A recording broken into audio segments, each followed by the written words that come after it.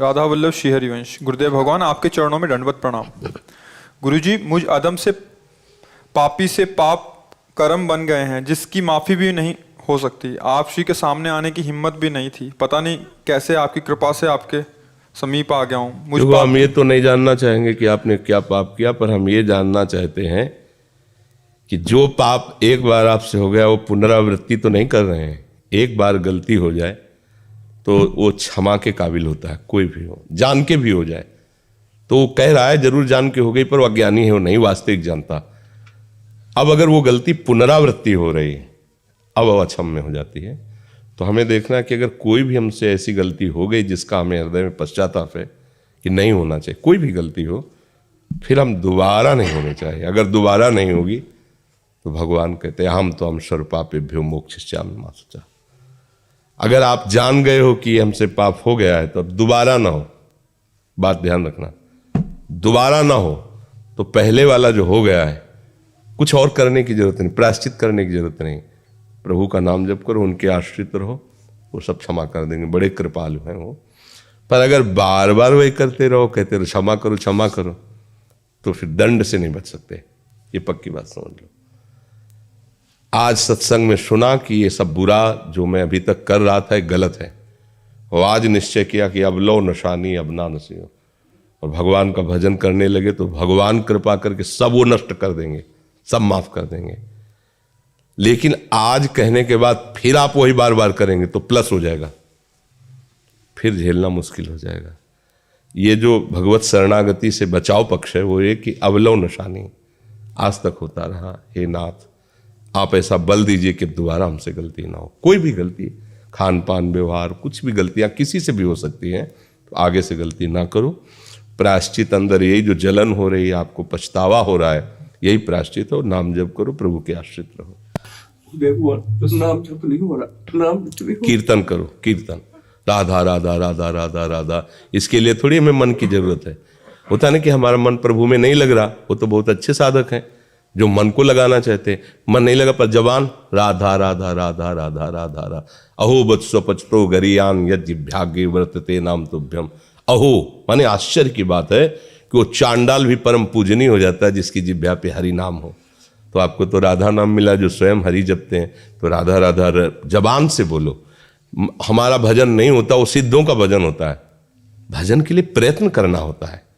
हम प्रयत्न करते करते, अभ्यास करते करते जब ऐसी स्थिति को होते तब भजन होने लगता है। जब होने लगता है तो फिर रुकता नहीं। जैसे दिल की धड़कन नहीं रुकती, ऐसे भजन नहीं रुकता। अभी तो हम शुरुआत कर रहे हैं ना, तो हमारा प्रयत्न होगा इसमें। राधा राधा राधा राधा राधा। अब कहते हमसे होता नहीं, वैसी बात नहीं। देखो, इसको प्रमाद में मत डालिए। आप में वाणी में सामर्थ्य है, आप वाणी जी गाइए, आप नाम कीर्तन कीजिए। माना जप में मन नहीं लगता, लेकिन राधा राधा बोलने में राधा राधा राधा राधा राधा राधा राधा हो रहा है भजन, तो होता ना। राधा वल्लभ श्री हरिवंश, राधा हो रहा है भजन। जरूरी माला से करें, जरूरी में बंद करके करें। भाई मंत्र का कीर्तन नहीं कर सकते, नाम का तो करें, और इसको बहुत धीरे से भी गुनगुना सकते हैं। किसी भी ध्वनि में फंसा लो, हमको भजन करना है, किसी भी ध्वनि में फंसा ले और अंदर ही अंदर गुनगुना रहे, अंदर अभी आनंद आए। पर हम लोग क्या प्रमादी हैं। कुछ लोगों को भ्रम रहता है कि साधु महात्माओं को भेंट दे देंगे, फल दे देंगे, वो आशीर्वाद दे देंगे। कुछ नहीं, सब नाटक है। बिना भजन के भव से तरना असंभव। बिल्कुल प्योर बात समझ लो। विनिश्चितम बदामिते नान्यथा वचांस में बारी मथे घत होए बर सिकता ते बर तेल बिनु हरि भजन। संतों की यही कृपा होती है कि हम उनके सामने बैठकर अपने मन के संशयों की निवृत्ति करें और उनकी आज्ञा का पालन करें। बकाया सब नाटक, बात समझ लेना। फल फूल और ये वो सब, ये तो एक व्यवहार है, इसमें कुछ नहीं है। पक्की बात समझ लेना। हाथ धरवाना, पैर छूना, ये सब एक व्यवहार है, कुछ नहीं है। आज्ञा का पालन न करो, कुछ नहीं होने वाला। आज्ञा का पालन करो तो सामने जाते ही उनकी दृष्टि पड़ेगी और आपको देखेंगे, और अंदर से जो उनका प्यार आपके प्रति उदय होगा वो आशीर्वाद है। तो वो जबान से नहीं कहा जाता, वो तुम्हारी आई हुई बाधाओं को ऐसे मिस के रख देगा, नष्ट करके रख देगा। आशीर्वाद मांगने की थोड़ी जरूरत है। आप चलो, जैसे बेटा है ना, तो माँ उसको कहती है कि भोजन पाले, देख ये हलवा ये पाल, और जो पा लेती है तो माँ का हृदय शीतल होता है, क्योंकि वो माँ है। पाया आपने, सुख माँ को हो रहा है। ऐसे ही गुरु को सुख होता है जब शिष्य उनकी आज्ञा पर भजन करता है, कल्याण उसका होगा, पर गुरु को आत्म शांति मिलती कि मेरे वचनों का आदर करने के कारण इस जीव का मंगल हो गया। अब जो उसके बाधाएं पड़ रही वो अपने पावर से हटाएगा, क्योंकि आप चलना चाहते हैं ना, आप चलने के, जब आप चल ही नहीं रहे, आप विपरीत दिशा गुजार रहे, तो उनको चिढ़ लगेगी कि हम लाख बार समझाए, आप ऐसा ना करो, कर जाओ, अच्छा भोगो, जाके फिर भोगो। ऐसा माया फंसा देगी कि सामने नहीं आ पाओगे, ऐसा फंसा दे कि एक बार राधा नहीं बोल पाओगे। माया का प्रचंड रूप है, एक बार रामकृष्ण हरि नहीं बोल सकते, वो अपने पे आ जाए तो एक बार भगवान का चिंतन नहीं करने देगी। वो गुरु कृपा हो जाए तो भगवान का चिंतन क्या, भगवान स्वरूप हो जाओ, भगवान मैं हो जाओ। तो कृपा का मतलब जैसे लोगों को कहना होता है ना, जैसे ये सब नौटंकी नाटक है, इसमें कुछ नहीं है। अगर इससे हो तो लाइन से लग करके सब हाथ रखवा लो, परम पद में चले जाओ, तो अभी हम बिल्कुल तैयार हैं। जब हम घंटों बैठ करके रोगी शरीर कष्ट सहते हुए आपको उपदेश दे सकते हैं, तो 1 मिनट में यदि कल्याण हो तो हाथ रखने में क्या जाता है भैया। हम तो तैयार ही हैं, आपके जीवन के लिए तैयार है। अब हमारा जीवन आपके लिए ही तो है।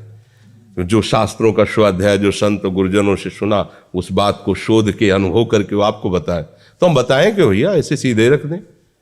जब आपका मंगल ही करना है तो हम आपको क्यों कहे दौड़ भाग करो, अरे ऐसे मंगल होता है, ऐसे कुछ नहीं होता ऐसे। आज तक ये सब वो जो है वो अलग बात है व्यवहार की। आज्ञा पालन करो, अभी इसी क्षण से आपका मंगल प्रारंभ हो गया। आज्ञा पालन न करो तो सब इसे नाटक कहते हैं, माया का कुछ नहीं होता। एक बार संत कॉलोनी में थे तो एक हमारा नियम था, हमारे पैर नहीं, मतलब गुरुजनों के कुछ आदेश होते हैं जिनमें क्यों में नहीं किया है तब माना जाता है। तो गुरुजनों ने कहा कभी पैर मत छुआना, ये सब, कभी पंगत में बैठ के भोजन मत कर, कुछ ऐसे नियम दिए थे। तो वो आके एकदम पैर में लिपट गए। कहा भाई हमारी ऐसी नियमावली आपने क्यों तोड़ा, तो जानते थे वो ऐसा। अरे बोले फिर हम गृहस्थों कल्याण कैसे होगा। कहा ठीक बात है, अगर हमारे पैर पड़ने से तुम्हारा कल्याण हो जाता है तो हम आराम से खड़े हैं, आप जैसे चाहो पढ़ लो, लेकिन आज के बाद आपका नाम नहीं रुकना चाहिए, प्रभु का भजन नहीं छूटना चाहिए। अगर ऐसा नहीं तो फिर हम अगर प्रतिकूलता का संकल्प करेंगे तो तुम मतलब समझ लो तुम्हारे कर्म तुम्हें कहाँ पहुंचा रहे हो। अगर हम प्रतिकूलता का संकल्प कर लेंगे तो तुम्हारी हालत क्या होगी। अगर तुम्हारा कल्याण इससे होता है तो चरणामृत ले लो, चलो पियो, तुम परम पद में जाओ, हमें कोई परवाह नहीं।